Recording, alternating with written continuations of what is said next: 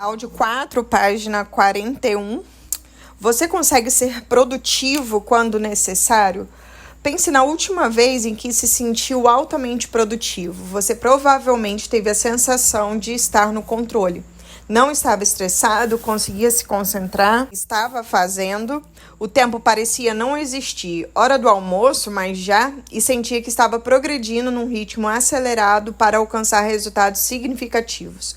Gostaria de repetir essas experiências? Se sua mente está vazia, estar pronta para qualquer coisa, está aberta a tudo. Shuran Suzuki que falou isso. E se você se afasta muito desse estado e começa a se sentir fora de controle, estressado, desatento, entediado, empacado, consegue voltar a ele? É nessa situação que o método GTD terá maior impacto em sua vida, mostrando como retornar a mente como água, como todos os seus recursos e faculdades funcionando no nível máximo. O maior desafio para a maioria das pessoas talvez seja a falta de uma referência que indique em que momento elas deixaram de ser produtiva. Muita gente vive num estado de semi-estresse com tanta consistência e parece tanto tempo que não sabe que as coisas podiam ser diferentes, que existe um modo mais produtivo de se engajar no mundo. Espero que esse livro inspire você a levar seus padrões a respeito de quanta pressão vai tolerar, sabendo que tem as técnicas para reduzi-la. O princípio, lidando com os acordos internos. Depois de décadas orientando e treinando milhares de pessoas, descobri que grande parte do estresse que elas vivenciam tem origem na má gestão de acordos que propõem ou aceitam. Mesmo aqueles que não têm consciência do próprio estresse, invariavelmente experimentam mais relaxamento, melhor foco e aumento da energia produtiva a partir do momento que aprenderam a controlar os laços abertos da vida. É provável que você tenha feito mais acordos consigo mesmo do que se dá conta, e cada um deles, seja grande ou pequeno, é perseguido por uma parte do seu inconsciente. Essas são as pendências ou os laços abertos, ou seja, qualquer coisa que atrai a sua atenção na hora errada. Laços abertos envolve qualquer coisa, desde grandes projetos, como acabar com a fome do mundo, até os mais modestos, como contratar um novo assistente. E os mínimos, como trocar a lâmpada da varanda. Qualquer coisa que não pertença ao local onde está, do jeito que está, é um laço aberto que vai ficar chamando sua atenção se não for gerenciado de forma adequada. Para lidar com tudo isso, é preciso primeiro identificar e capturar todas as coisas que de alguma forma estão tocando um alarme na sua cabeça. Esclarecer o que de fato significam para você e então decidir o que fazer com elas. Pode parecer um processo simples, mas a maioria das pessoas não coloca em prática de forma consistente. Falta-lhe conhecimento ou motivação ou ambos, quase sempre porque não tem consciência do preço que pagam por negligenciá-lo. Existem regras básicas para gerenciar acordos. Um gerenciamento de acordos eficiente exige a implementação de alguns comportamentos e atividades básicos. Em primeiro lugar, se há algo em sua mente, ela não tem clareza. Qualquer coisa que você considere inacabada deve ser capturada por um sistema confiável fora da sua mente, ou o que eu chamo de ferramenta de captura que você vai checar com regularidade. Em segundo, é preciso esclarecer qual exatamente é o acordo e decidir o que deve ser feito para cumpri-lo. Em terceiro lugar, assim que decidir quais ações realizar, você deve estabelecer um sistema organizado de lembretes que deverão ser consultados com regularidade. Você precisa usar a sua mente para tirar as coisas da sua mente. Exercício importante para testar esse modelo. Anote o projeto ou situação que mais ocupa sua mente nesse momento. O que mais incomoda, distrai, lhe interessa ou de algum modo consome grande parte da sua atenção. Pode ser um projeto ou problema que esteja debaixo do seu nariz, algo que esteja sendo pressionado a fazer ou uma situação com a qual sente que terá que lidar mais cedo ou mais tarde.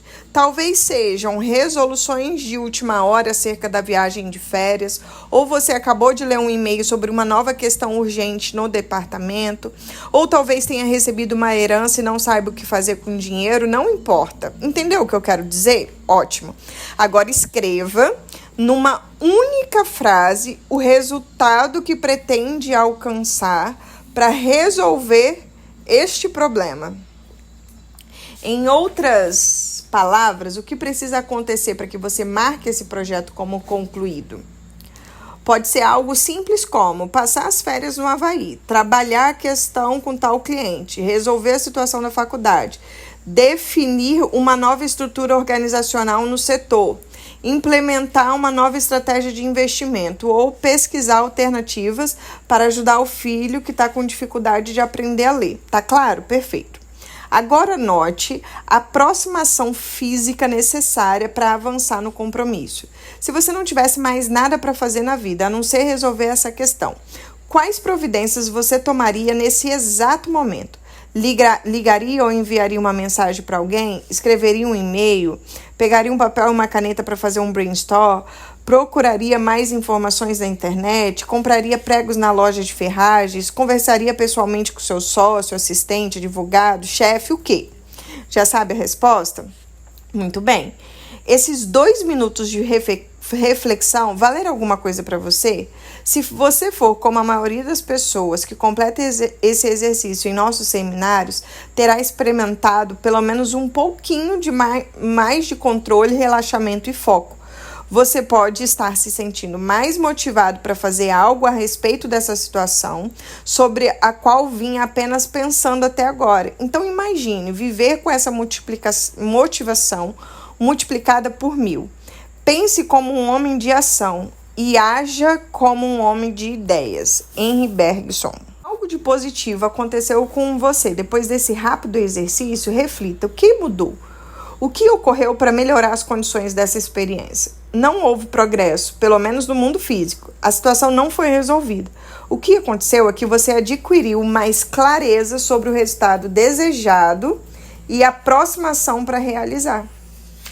O que realmente mudou é o fator mais importante para a clareza, o foco e a paz de espírito, a maneira como você se engaja com o mundo. Mas o que levou a isso? Não foi tornar-se mais organizado, nem definir prioridade. A resposta é pensar. Não muito, apenas o suficiente para reforçar seu compromisso com uma leve pressão ou oportunidade com os recursos necessários para realizá-las. As pessoas pensam demais, mas na maior parte do tempo pensam em um problema, projeto ou situação, não a respeito dele. Se você fez o exercício, concentrou seu pensamento em ações e resultados, o que não aconteceu sem esforço consciente. A reação é automática, a reflexão não. O ancestral de toda ação é um pensamento. A função real do trabalho do conhecimento. Bem-vindo à experiência do trabalho do conhecimento e a um profundo princípio operacional. Você precisa pensar mais a respeito dos seus problemas do que imagina, mas não tanto quanto receia. Como escreveu o teórico da gestão Peter Drucker, no trabalho do conhecimento a tarefa não é óbvia, então ela precisa ser determinada. Quais os resultados são esperados? É a principal questão quando se trata de aumentar a produtividade dos trabalhadores do conhecimento. Essa pergunta exige decisões arriscadas. Em geral, não há resposta certa, e sim escolhas. E os resultados devem ser bem específicos para que a produtividade seja alcançada. A maioria das pessoas resiste a gastar a energia que será necessária para esclarecer o verdadeiro significado de algo que tem entrado em seu mundo e decidir o que precisam fazer a respeito. Na verdade, ninguém nunca nos ensinou que devemos refletir sobre o trabalho antes de começar a executá-lo. Grande parte das atividades do nosso dia a dia é definido pelo que deixamos de fazer no trabalho em dias anteriores, pela família que precisa ser alimentada, a roupa que precisa ser lavada, ou os filhos a serem colocados na cama. Pensar de forma focada para definir os resultados desejados e a sequência de ações necessárias é algo que poucas pessoas sentem que deveriam fazer, até se sentirem obrigadas a isso, mas no fundo é o jeito mais eficaz de transformar desejos em realidades. Por que as coisas estão na sua mente? Geralmente, quando algo fica na cabeça, é porque você quer que seja diferente. E ainda assim, você não determinou exatamente o resultado que almeja, você não definiu qual é a próxima ação física ou você não registrou o resultado almejado e as ações necessárias para alcançá-lo em um sistema confiável de lembretes. Essa preocupação constante e improdutiva com todas as coisas que precisamos fazer é o maior consumidor de energia e tempo. E é por isso que as coisas ficam na sua mente. Enquanto esses pensamentos não forem esclarecidos, as decisões não forem tomadas e as informações resultantes desse processo não forem armazenados em um sistema que você tenha certeza de que vai acessar quando necessário, seu cérebro não abandonará a questão. Você pode enganar qualquer um, mas não a sua própria mente. Só ela pode saber se as ações foram concluídas ou não, ou se você manteve os lembretes das ações em um lugar de fácil acesso para que fossem repassados em sua mente consciente. Se você não tiver feito nada disso, sua mente não vai parar de trabalhar, mesmo quando o expediente acabar. Mesmo que você saiba qual é o passo seguinte para resolver um problema, sua cabeça não lhe dará descanso até que você ponha um lembrete em um lugar que sabe que vai olhar. Sua mente continuará a pressioná-la sobre o passo que não foi dado. Em geral, quando você não puder fazer nada a respeito, o que vai aumentar é o estresse. Sua mente não tem mente própria. Pelo menos uma parte da sua mente não é muito inteligente. Se a mente tivesse inteligência e lógica inatas, ela lembraria do que deve fazer apenas quando você pudesse tomar alguma decisão a respeito. Sua lanterna está sem pilhas? Quando sua mente costuma lembrá-lo de comprar pilhas novas. Vou ler melhor, peraí. Sua lanterna está sem pilhas? Quando sua mente costuma lembrá-lo de comprar pilhas novas? Quando você precisa da lanterna. Isso não é muito inteligente. Se sua mente tivesse inteligência inata, o lembraria das pilhas assim que você passasse por elas no supermercado e do tamanho certo, claro. Entre a hora em que você acordou e agora, pensou em alguma coisa que deveria ter feito, mas ainda não fez? Pensou nisso mais de uma vez? Por quê? É perda de tempo e energia ficar pensando em uma coisa que ainda não fez nenhum progresso. Isso só aumenta sua ansiedade em relação ao que deveria estar fazendo, mas não está. Governa a tua mente ou ela te governará. Horácio. A maioria das pessoas deixa que o seu processo mental comande o espetáculo, especialmente em relação à síndrome tenho muita coisa para fazer. Você provavelmente já transferiu muito das suas coisas e das suas tralhas de laços abertos a uma entidade incapaz de lidar da maneira eficaz, que é a sua mente. Pesquisas comprovam que uma parte significativa da sua psique não consegue deixar laços abertos de lado e não funciona como se pode pensar inicialmente como uma motivadora inteligente e positiva, mas como uma sabotadora de tudo ou mais em que você precisa ou quer pensar, comprometendo o seu desempenho.